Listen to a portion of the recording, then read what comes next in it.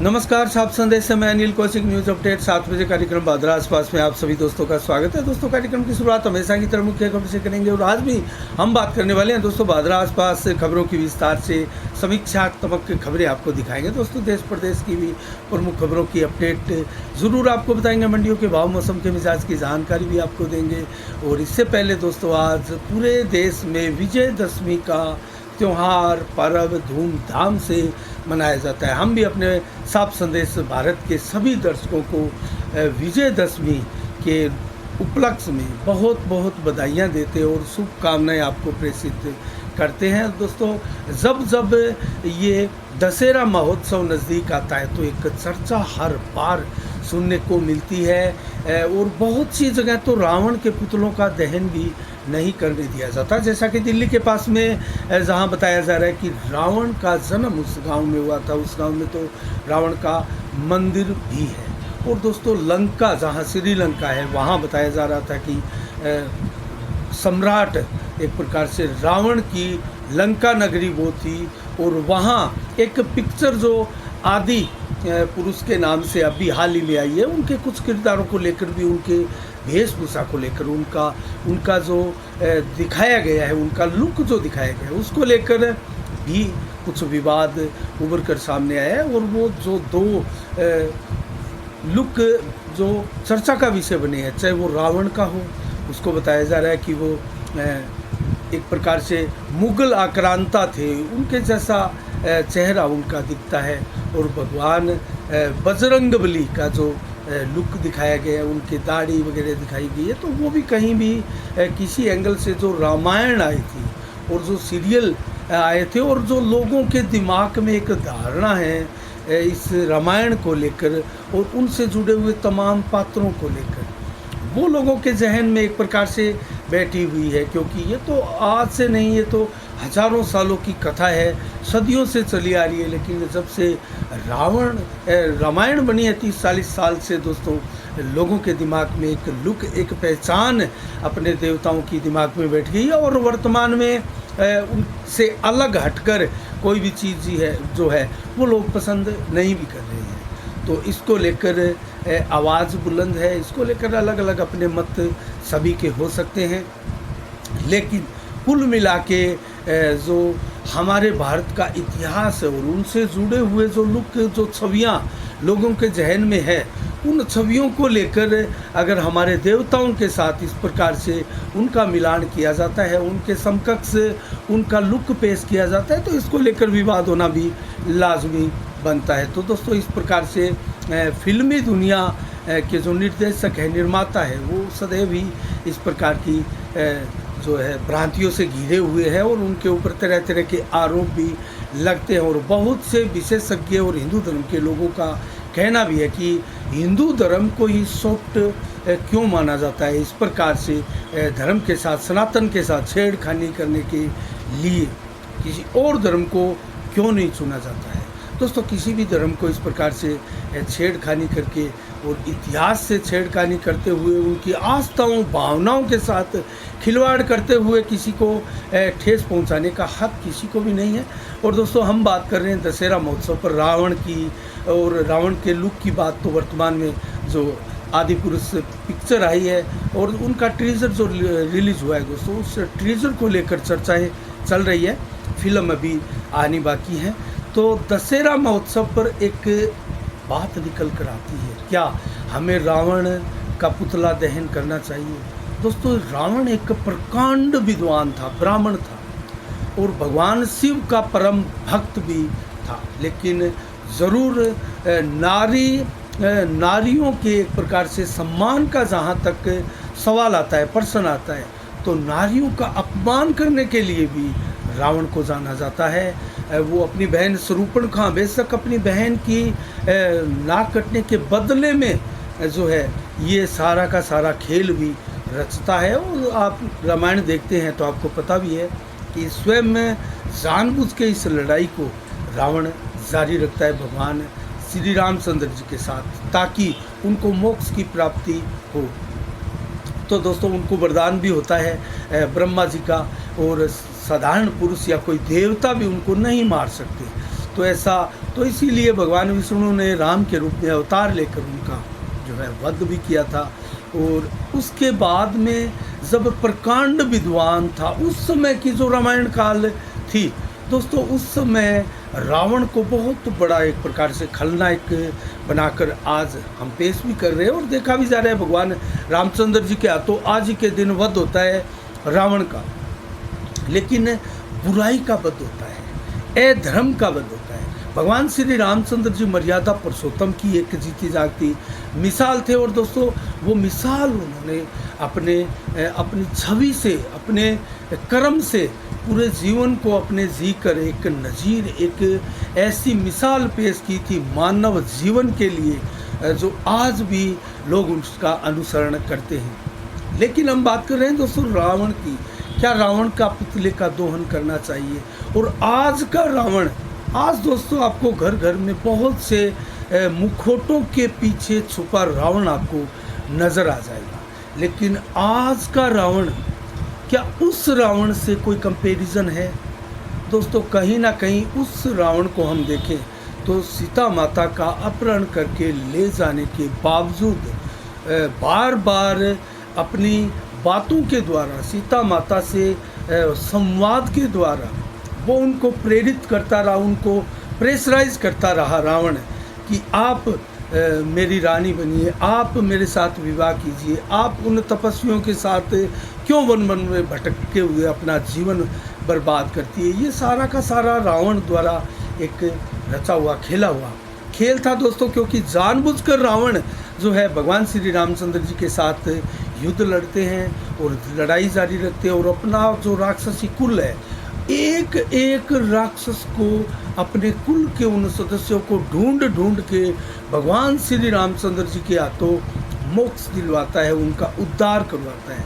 और अंत में आप भी भगवान श्री रामचंद्र जी के हाथों वध होकर बैकुंठ जाता है, उनके जीते जी उनके धाम में जाता है। तो कहने का मतलब कहीं ना कहीं आज जो बहुत से चेहरों के पीछे छुपे हुए रावण हैं, वो उस रावण से कहीं ज़्यादा घातक और ख़तरनाक है दोस्तों, चाहे वो भ्रष्टाचारी हो। आज हमें संकल्प लेना चाहिए बुराई के अंत का, अधर्म के नाश का, जिसका प्रतीक रावण को माना जाता है। उसके साथ साथ हमें संकल्प लेना चाहिए दोस्तों भ्रष्टाचार से मुक्त का, नशाखोरी से दूर रहने का, बेईमानी, आलस्य, घमंड, महिलाओं के अपमान का, छल कपट, झूठ आदि इन चीज़ों को छोड़ने का संकल्प हमें आज के दिन, विजयदशमी के दिन लेना चाहिए दोस्तों। तो रावण को लेकर ज़रूर बहुत से विवाद है, बहुत से क्षेत्रों में रावण का पुतला दहन नहीं करने देते, क्योंकि रावण एक प्रकांड विद्वान था दोस्तों। हमने आपको बार बार बताया, आप अगर कथा पुराण पढ़ेंगे और हमारे जो धर्म ग्रंथ है उनका आप अध्ययन करेंगे और विभिन्न तरह की रामायणें जो आई हुई है दोस्तों, वाल्मीकि जी की रामायण है और अनेकों ऐसी रामायण है, उनमें आप पढ़ेंगे थोड़ी थोड़ी आपको तब्दीली, परिवर्तन भी उनमें आपको मिल सकते हैं, लेकिन उनका सार जो है वो एक है। वो सार जो है वो बुराई और अधर्म से सच्चाई की और धर्म की जंग है, और धर्म और सच्चाई के साथ भगवान श्री रामचंद्र जी को दिखाया जाता है, और यही युद्ध का सार है दोस्तों, बुराई पर अच्छाई की जीत के रूप में। तो 22वां महोत्सव भादरा में विशाल पुतलों को दहन के साथ किया जाता है, लेकिन हर बार ये बहस छिड़ती है, लेकिन इसके ऊपर अमल नहीं होता। और राहुल कसमा आज के दिन भादरा में मुख्य अतिथि होंगे दोस्तों। बलवान पूनिया कार्यक्रम की अध्यक्षता करेंगे। सुशील गुप्ता भामासा विशेष अतिथि होंगे, जो कि हर साल इस कार्यक्रम को लेकर अपना सहयोग, सर्वश्रेष्ठ सहयोग अदा करते हैं। पूर्व भाजपा विधायक संजीव बेनीवाल भी इसमें अति विशिष्ट अतिथि होंगे। संसदीय सचिव पूर्व जयदीप डुड्डी भी होंगे, और पूर्व विधायक डॉक्टर सुरेश चौधरी भी इस कार्यक्रम में अतिथि बनकर आएंगे। इसके अलावा चेयरमैन साहिबा हो या फिर एसडीएम महोदया हो, ये भी इस कार्यक्रम में अतिथि बनकर भाग लेंगे, और हजारों की संख्या में भीड़ और ज़बरदस्त आतिशबाजी बुलंदशहर के विशेषज्ञों द्वारा, विशेष कलाकारों द्वारा 3 रावण, कुंभकर्ण और मेघनाथ के पुतलों का आज दहन होगा। जब ये समाचार आप देख रहे हैं, तब वो कार्यक्रम भादरा का खेल मैदान में प्रारंभ है और जारी है। और इसके अलावा दोस्तों बड़ी संख्या में भीड़ खेल मैदान में आज जुटी हुई है और आतिशबाजी का नज़ारा ले रहे हैं। और इसके साथ आज बुराई पर अच्छाई की जीत का जश्न घर घर में मनाया जा रहा है। इसके अलावा हम बात करें दोस्तों, डुंगराना गांव में 16वें दिन भी धरना प्रदर्शन किसानों का बजरंग सारण के नेतृत्व में जारी रहा। रबी की 2020 की फसल हो या फिर खरीफ की फसल 2021 की हो, फसल बीमा क्लेम लंबे समय से रुका हुआ है। इसके अलावा दोस्तों आज जो बजरंग सारण है, उन्होंने संबोधित करते हुए 16वें दिन जो घटती पॉलिसी है उस पर भी चिंता व्यक्त की, क्योंकि बीमा क्लेम में देरी के कारण पॉलिसियों की संख्या भी घट रही है और डीएपी की बढ़ती काला बाजारी दोस्तों, ये भी एक किसानों के लिए नई समस्या बनकर उभर रही है दोस्तों। इसके अलावा बजरंग सारण ने आवाज़ उठाई, खाले नाले जो टूटते जा रहे हैं उनकी भी समस्या अब किसानों के सामने सुरसा की तरह मुंह बाए खड़ी हुई है। तो इसके अलावा नहरी पानी की समस्या हो और आज जो धरने पर बैठे उन किसानों के मैं नाम आपको बताऊं तो ठाकर खाती जिज्ञासरी बड़ी से सुरजाराम मैया रामचंद्र मूड अमिलाल दीपचंद डुंगराना सही राम गोदारा रामसरा से कुलदीप चार और बिग्गी चार के अलावा हरि सिंह मोटसरा और रणजीत कारेला डुंगराना से करणी सिंह सिहाग बोजला से आदि अनेकों लोग किसान जो है धरना प्रदर्शन पर बैठे रहे।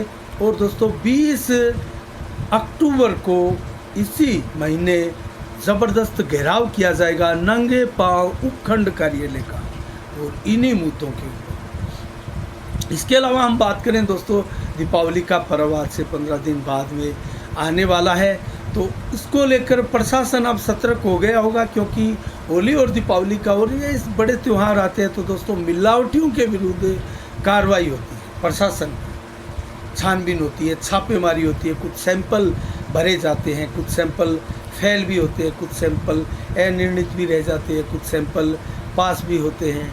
तो ये कार्रवाई क्या त्योहारों पर ही मिलावट ज़्यादा होती है दोस्तों? 12 महीने हर बार विभाग पर ये सवाल उठते हैं, 12 महीने साल भर ये अभियान क्यों नहीं चलता? क्या करता है ये प्रशासन? क्या कुंभकर्ण की नींद सोता रहता है ये प्रशासन? दोस्तों मिलावट ने एक प्रकार से अंगद की तरह पांव जमा लिया है हमारे आम जीवन में, हमारे रसोइयों तक। हमारे रसोइयों में मिलावट का कितना सामान है, दरअसल हम इसका अंदाज़ा भी नहीं लगा सकते, क्योंकि रामलीलाओं का समय है। इसलिए आसान भाषा में हम समझाएं तो अंगद की तरह ये मिलावटी सामान जो है, ये जो भ्रष्टाचारी है, ये जो पग जमा चुकी है दोस्तों, इस पग को उखाड़ना प्रशासन के बलबूते की बात नहीं, क्योंकि प्रशासन के ये जो नुमाइंदे हैं, जो ये छापेमारी करते हैं और जो छानबीन करते हैं, जो सैंपल भरते हैं, इन सब की दोस्तों जांच हो तो मिली भगत इनकी उजागर भी होगी और इनका मंथली सिस्टम सर्वविदित है। आप किसी प्रकार से इनका स्टिंग करके भी देख सकते हैं, ये मिलावटियों के साथ मिले हुए आपको मिलेंगे।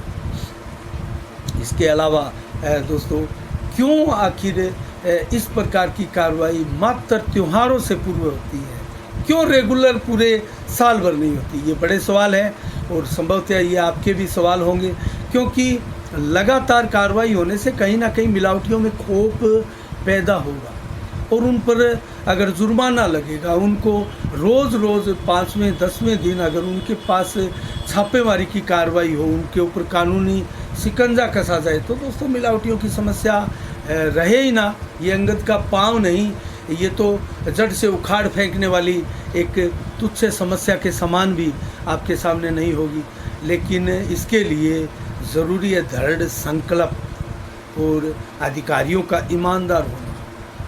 तो आज इसलिए हम कह रहे हैं भ्रष्टाचार, नशाखोरी, बेईमानी, आलस्य, घमंड, छल कपट, झूठ को एक प्रकार से दूर करने के लिए अपने जीवन से सदा सदा के लिए त्याग करने का संकल्प लेना चाहिए।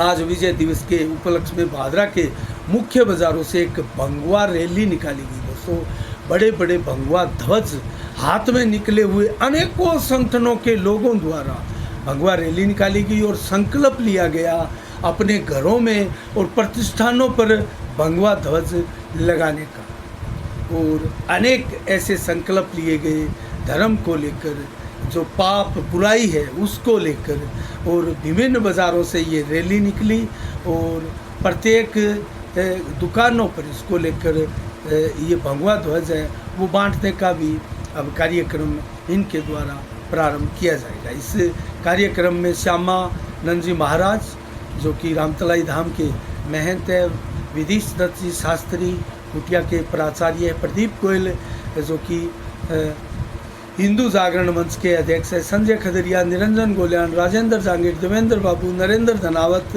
दिनेश सैनी, राजकुमार सैनी, प्रदीप महिपाल, रवि बंसल, दीपक मित्तल, कपिल मोदी, शंकर स्वामी आदि अनेकों कार्यकर्ता बड़ी संख्या में इस रैली में शामिल रहे। इनके नेतृत्व में ये रैली जो है वो निकालेगी। दोस्तों हम बात कर रहे हैं कांग्रेस के संकट की दोस्तों, और कांग्रेस का जो संकट है वो अभी कम होने का नाम नहीं ले रहा, लेकिन 3 जो कैंडिडेट खड़गे थरूर के रूप में जो मुख्य कैंडिडेट है और एक और त्रिपाठी के रूप में भी कैंडिडेट है, लेकिन दोस्तों इन दोनों के बीच में थरूर और खड़गे, मल्लिकार्जुन खड़गे, शशि थरूर के बीच में मुकाबला बताया जा रहा है। कोई भी तीनों में से पार्टी का आधिकारिक उम्मीदवार नहीं है, उसके बावजूद भी खड़गे को लॉन्च करने के लिए गांधी परिवार और एक प्रकार से व्हिप जारी नहीं किया गया, लेकिन सारे के सारे अधिकांशतः नेता और पूरी कांग्रेस पार्टी खड़गे को लॉन्च करके उनके नामांकन में शामिल हुई थी जो 30 सितंबर को भरा गया था। तो कैसे आधिकारिक उम्मीदवार नहीं है खड़गे? दोस्तों आधिकारिक उम्मीदवार कांग्रेस द्वारा इसलिए नहीं बनाया गया कि जो लड़ाई अब तक चल रही है गांधी परिवार से अलग अध्यक्ष बनाकर कांग्रेस को भारत में पुनः एक बार मुख्य विपक्षी दल के रूप में उभारने की, और जो भाजपा है उसका एक प्रकार से विकल्प बनकर उभारने की, कहीं ना कहीं उसको ठेस ना लग जाए, उस मिशन में बाधा ना आ जाए। दोस्तों हमारा इशारा आप शायद संभवतः समझ गए होंगे, क्योंकि मैं बात कर रहा हूँ दोस्तों गांधी परिवार से एक प्रकार से अलग होने के लिए G23 के जो नेता थे उनका बार बार चिट्ठियाँ लिखना और एक प्रकार से विरोध दर्ज करवाना। कांग्रेस में ये विरोध का स्वर था तो बार बार रह कर लंबे समय से फूटता आ रहा है, और इसी का नतीजा है कि 5वीं बार चुनाव हो रहे हैं कांग्रेस के। 17 अक्टूबर को चुनाव होंगे, 19 अक्टूबर को नया अध्यक्ष देश के सामने कांग्रेस का आने वाला है। वो अगर खड़गे हुआ तो वो गांधी परिवार के नज़दीक माने जाते हैं, शशि थरूर गांधी परिवार के नज़दीक नहीं माने जा रहे। इसीलिए अगर शशि थरूर जीत जाते हैं तो गांधी परिवार के नज़दीकी उनकी ऑटोमेटिक हो जाएगी, उनको आधिकारिक उम्मीदवार बता दिया जाएगा और गांधी परिवार की उन पर मेहर हो जाएगी। तो क्या ये एक प्रकार से पार्टी में गांधी परिवार के वजूद को बचाए रखने की एक अंतिम कवायद है, या फिर दोस्तों इसके पीछे मंशा कोई और है? ये बड़े सवाल है जो कि लोगों के सामने खुलकर सामने भी आ रहे हैं। और इन तीनों में से क्या कौन किसको कितना वोट मिलेगा और कौन टक्कर देगा? दोस्तों खड़गे का जीतना तय लगभग माना जा रहा है, लेकिन कांग्रेस यह मानकर चल रही है कि यहाँ कुछ भी हो सकता है। यहाँ उनका सोचना है कि भाजपा भी कोई भूमिका निभा सकती है, क्योंकि भाजपा ने एक संकल्प लिया है कांग्रेस मुक्त भारत, तो उसको करने के लिए भाजपा कांग्रेस की उम्मीदों मंशा के अनुसार किसी भी हद तक जा सकती है। क्या ये सही है? क्या ऐसा भी हो सकता है? क्या भाजपा यहाँ भी भूमिका निभा सकते हैं? दोस्तों लगता तो नहीं, लेकिन भाजपा चाहेगी ज़रूर कि कांग्रेस मुक्त भारत हो और गांधी परिवार के हाथ में बागडोर ना आए, गांधी परिवार से अलग बागडोर आए। और संभवतः भाजपा ये भी चाह रही होगी कि शशि थरूर पार्टी के अध्यक्ष बने, क्योंकि खड़गे एक प्रकार से कांग्रेस के समर्थन में आ चुके हैं। तो दोस्तों देखने वाली बात है कि क्या होने वाला है। अब बात करें अशोक गहलोत की, जिनका नाम इस सूची से ही बाहर हो गया, अब वो सीएम लगभग माना जा रहा है कि वो बने रहेंगे, 5 साल पूरे करके ही जाएंगे। आंतरिक जो अंतिम बजट है दोस्तों, वो 1 महीना जल्दी लाने का प्रयास अशोक गहलोत कर रहे हैं। अमूमन फरवरी मार्च के बजट फरवरी मार्च में आता है हर बजट जो है सालाना बजट, लेकिन इस बार ये जनवरी में आ सकता है। और इसके पीछे मंशा अशोक गहलोत की ये कि 1 महीने पहले अगर बजट आएगा तो उसको लागू करने के लिए, उसको क्रियान्वित करने के लिए पर्याप्त कुछ समय सरकार के हाथ में होगा, क्योंकि जब बजट मार्च अप्रैल में आएगा तो दोस्तों दिसंबर में चुनाव होने हैं और बहुत समय पहले आचार संहिता भी लग जाती है। तो 2-3 महीने 4 महीने अगर बजट आने के बाद में सरकार के पास काम करने के रहते हैं तो उन बजटों में जो बम्पर घोषणाएं फेंकी जाती है उनको क्रियान्वित रूप कैसे कोई सरकार दे पाएगी। तो इसके लिए एक साइकोलॉजिकल इफेक्ट क्षेत्र की जनता पर अशोक गहलोत सरकार द्वारा डालने का प्रयास ये मात्र 1 महीने पहले बजट लाना लग रहा है, क्योंकि 1 महीने पहले हाँ कुछ योजनाओं को लागू किया जा सकता है जो छोटी मंजिली योजना है, लेकिन बहुत बड़े प्रोजेक्ट है दोस्तों, उनके लिए समय चाहिए उनको लागू करने के लिए। और उसको लेकर मैं आपको बताऊं तो बजट की जो स्वीकृतियाँ हैं वो करीब 89% पूर्ण कर ली गई है जनवरी में बजट लाने के लिए, और 74% कार्य बजट का पूर्ण हो चुका है। तो बजट जनवरी में आ सकता है और बजट वो लोक लुभावना होगा, क्या होगा, धरातल पर उतार पाएगी सरकार या नहीं, और विपक्ष उसको कैसे लेता है, जनता के ऊपर क्या इफेक्ट डालेगा ये बजट। और बलवान पूनिया ने भी राहत की सांस ली होगी कि अशोक गहलोत तो वापस सीएम के पद पर टिकते हुए नजर आ रहे हैं, तो उनकी भी बहुत सी योजनाएं और बहुत से शिलान्यास, बहुत से लोकार्पण कार्यक्रम हैं, वो अब सीएम अशोक गहलोत से करवाने के लिए एक मौका उनको अवश्य मिल सकता है। वरना यहाँ सीएम का संकट अगर पूरी तरह से नहीं टला है दोस्तों, अभी भी कांग्रेस पार्टी कोई डिसीजन ले सकती है यहाँ, लेकिन ये संभावना ज़्यादा ये कि ये यहाँ कांग्रेस छेड़ने वाली नहीं है सीएम की कुर्सी को, क्योंकि 2023 में चुनाव होने हैं, उसके अंदर गलत इफेक्ट जाएगा, इसका असर गलत होगा। 2024 में लोकसभा के चुनाव है, उसमें भी बहुत बुरा असर पड़ सकता है। तो एकमात्र ऐसा राज्य अब राजस्थान और छत्तीसगढ़ के रूप में 2 मात्र राज्य हैं जो कांग्रेस के पास अकेले बलबूते पर सरकार के रूप में सामने आया है, और यहाँ भी ज़रूर कुछ विधायक ज़रूर एक एक करके खुलकर सचिन पायलट के साथ पास जाते हुए दिखाई देते हैं। और जो गुड्डा है जो बसपा से कांग्रेस में मिले थे, उन्होंने भी सचिन पायलट की तारीफ की, तो कुछ विधायक ज़रूर अशोक गहलोत के सचिन खेमे में जा रहे हैं। तो सचिन लगातार अशोक गहलोत के लिए बहुत बड़ी मुसीबत बनकर खड़े हैं। एक बार में रामलीलाओं का दौर है शब्द आपको उपयोग में लूँ तो सूरसा के रूप में दोस्तों मुंह बाए हुए सचिन पायलट की जो टेंशन है अशोक गहलोत के सामने खड़ी है। तो ये टेंशन वाकई में क्या सूरसा के मुंह जैसी है कि हनुमान जी को भी एक मच्छर जैसा रूप धारण करके उनके मुंह में उनकी शर्त को पूरा करने के लिए जो साथ पर बाहर आना जाना करना पड़ेगा। क्या अशोक गहलोत को भी इसके लिए इस प्रकार की चालें चलनी होगी? अशोक गहलोत राजनीति के सियासत के माने हुए खिलाड़ी है, इसमें कतई संदेह नहीं। और यहाँ उन्होंने शीर्ष नेतृत्व को कांग्रेस को चुनौती भी दे डाली और उनके साथ 2-2 हाथ भी कर लिए और अपनी बात भी बनवा ली। और जिस प्रकार से यहाँ राजस्थान का मोह जो है वो ज़रूर नहीं छोड़ पाए, ये छवि ज़रूर अशोक गहलोत की सामने खुलकर आई है। तो दोस्तों आज के लिए इतना ही।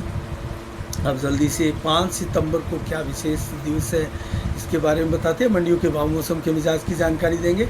आज दोस्तों 1888 को सर्वपल्ली डॉक्टर राधाकृष्णन पूर्व राष्ट्रपति हमारा रहे हैं, महान दार्शनिक भारत के थे, उनका जन्म दिवस है जो धूमधाम से इस देश में मनाया जा रहा है। और एक विश्व प्रसिद्ध समाज सेविका मदर टेरेसा का 1997 को आज ही के दिन निधन हुआ था। उनकी पुण्यतिथि पूरे देश में, पूरे विश्व में आज ही के दिन मनाई जाती है। 1918 को प्रसिद्ध उद्योगपति और भारत के सुप्रसिद्ध उद्योगपति रतन टाटा का निधन भी आज के दिन हुआ था। और आज शिक्षक दिवस के रूप में भी मनाया जाता है, पोषाहार सप्ताह के रूप में भी आज मनाया जाता है। और दोस्तों, राष्ट्रीय वन्य जीव संरक्षण सप्ताह तो 2 अक्टूबर से 8 अक्टूबर तक चल ही रहा है, जो आने वाले 2 दिनों तक जारी रहेगा। और इसी के तहत आज आपने योगी आदित्यनाथ की एक तस्वीर तेंदुए के बच्चे को दूध पिलाती हुई भी आपने देखी होगी। तो इस प्रकार से वन्य जीवों से हम प्रेम करें, उनका संरक्षण करें, वो बचे कैसे रहें। क्योंकि दोस्तों, इस पृथ्वी पर, इस भूमि पर हर प्राणी को, जिसको भगवान ने बनाकर इस पृथ्वी पर जीवन यापन करने के लिए, अपना जीवन जीने के लिए भेजा है, उन सभी को जीने का हक है। और उनको अपना हक हमें देना चाहिए। क्योंकि जब से चीते हमारे, क्योंकि भारत में 70 साल पहले विलुप्त हो गए थे, और भारत ने जब नामीबिया से चीते नरेंद्र मोदी द्वारा आयात करके लाया गए, और उसको लेकर तरह तरह की बातें आई कि चीते आ गए, हिरण को खा जाएंगे, ये हिरणों के विरुद्ध एक साजिश है, और इस तरह की बातें दोस्तों बहुत सी होती रही है। उसके ऊपर मैं एक ही बात आपको कहना चाहूँगा कि जंगल का एक कानून है, और जंगल के कानून में इंसानों को दखल कतई नहीं देनी चाहिए। हाँ, हम उनके संरक्षण के लिए, अगर कोई प्रजाति विलुप्त हो रही है तो उसके संरक्षण के लिए उपाय ज़रूर हमें करने चाहिए। इसके अलावा दोस्तों, हम बात करें मंडियों के भाव की, तो नोट से शुरुआत करते हैं। मोट 5441 रुपये, चना 4516, और ग्वार के भाव 4639, मूंग के भाव 6826, मूंगफली के भाव 5705 रुपये प्रति कुंटल, सरसों के भाव 6090, नरमा के भाव 8970, जबकि कपास 8300 रुपये प्रति कुंटल आज बिकी। आदमपुर मंडी में नरमा दोस्तों 9096 और सरसों बिकी 5719 रुपये, जबकि सादुलपुर हमारा पड़ोसी कस्बा राजगढ़ में मंडियों के भाव ग्वार के 4810, चना के भाव 4625, मूंग के भाव 6600, मोट के भाव 5200, गेहूं के भाव 2300 रुपये प्रति कुंटल, बाजरा के भाव 1725, सरसों के भाव 5550 रुपये प्रति कुंटल है। एलनाबाद मंडी में सरसों 5691, नरमा बिका है 8938, ग्वार बिका है 4570 रुपये प्रति कुंटल, बाजरा बिका है 1760, जबकि श्रीगंगानगर मंडी में गेहूँ बिकी है 2261 रुपये, जो बिका है 2621 रुपये, ग्वार बिका है 4691, मूंग बिके 6500, सरसों बिकी है 5697 रुपये प्रति कुंटल, नरमा बिका है 9085 रुपये प्रति कुंटल। कुछ भाव नरमे के ऊपर आए हैं, और नरमा सरसा मंडी में 8998 रुपये प्रति कुंटल, कपास बिकी है 8250, और सरसों 5660, ग्वार 4676, जबकि मूंग के भाव 6000 रुपये पूरे प्रति कुंटल रहे हैं। और इसके अलावा मौसम का मिजाज बताएं तो आज 5 अक्टूबर को दोस्तों 34 से 36 डिग्री टेम्परेचर दिन भर रहा। 11 से 18 किलोमीटर की रफ्तार से हवाएं चली, और लगभग 25 से 30% बादल दिन में छाए रहे, और रात्रि को भी 20% बादल छाए रहेंगे। इसी प्रकार से मौसम और हवाएं चलती रहेगी। 6 अक्टूबर को कल कैसा रहने वाला है मौसम का मिजाज? 25 से 30 डिग्री टेम्परेचर दिन में, 32 से 34 दोपहर को मैक्सिमम। अब टेम्परेचर दोबारा नीचे आने लगा है, अर्थात अब गर्मी का सीज़न दोस्तों जाता रहा। अब धीरे धीरे ठंड का प्रकोप बढ़ने वाला है। तो देर शाम को भी 29 से 32 डिग्री टेम्परेचर, और रात्रि को भी 26 से 29 डिग्री टेम्परेचर देर रात 12 बजे तक रहने वाला है। 14 से 25 किलोमीटर की रफ्तार से हवाएं चलने वाली है दोस्तों। आपको मिनी तूफान जैसी हवाएं आपको लगने वाली है, लेकिन कहीं भी परिवर्तनशील बादल या बरसात की कोई चेतावनी, भविष्यवाणी मौसम विभाग की नहीं है। और रात्रि को भी बादल अगर देखें तो दिन भर 30 से 40% और देर शाम को 20% और देर शाम को 25 से 30% बादल छाए रहेंगे। आज के समाचारों में इतना ही। कल ठीक शाम 7 बजे फिर आप इससे रूबरू होंगे नई खबरों के साथ, नई समीक्षा के साथ। तब तक के लिए आप अपना बहुत बहुत ख्याल रखिएगा। मुझे दीजिएगा इजाज़त। साफ संदेश से मैं अनिल कौशिक, नमस्कार। जय भारत, जय जय राष्ट्र।